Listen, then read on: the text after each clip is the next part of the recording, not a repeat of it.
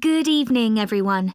Let me start by welcoming you all to this talk and thanking you for taking the time to consider joining ACE Voluntary Organisation. ACE offers support to people and services in the local area, and we're now looking for more volunteers to help us do this. By the way, I hope you're all comfortable. We have brought in extra seats so that no one has to stand, but it does mean that the people at the back of the room may be a bit squashed. We'll only be here for about half an hour, so hopefully that's okay. One of the first questions we're often asked is how old you need to be to volunteer. Well, you can be as young as 16, or you can be 60 or over. It all depends on what type of voluntary work you want to do.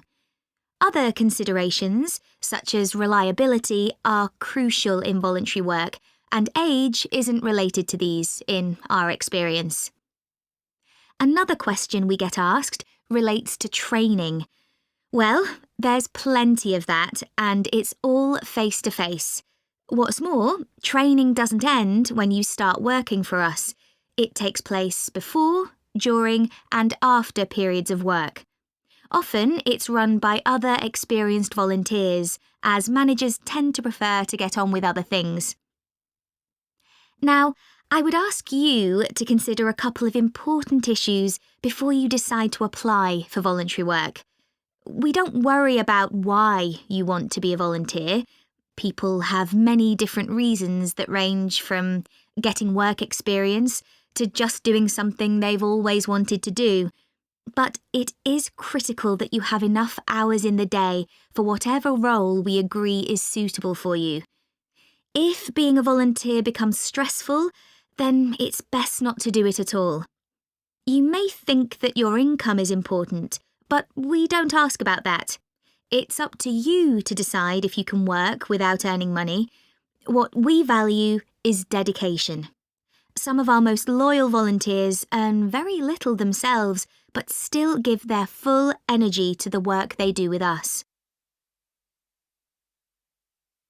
Before you hear the rest of the talk, you have some time to look at questions 16 to 20.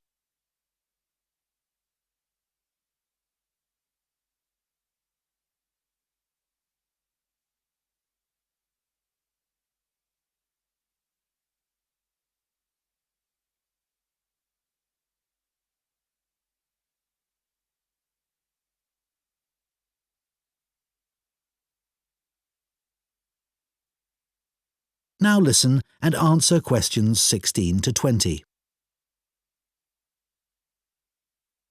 Okay, so let's take a look at some of the work areas that we need volunteers for and the sort of things that would help you in those. You may wish simply to help us raise money. If you have the creativity to come up with an imaginative or novel way of fundraising, we'd be delighted, as standing in the local streets or shops with a collection box can be rather boring.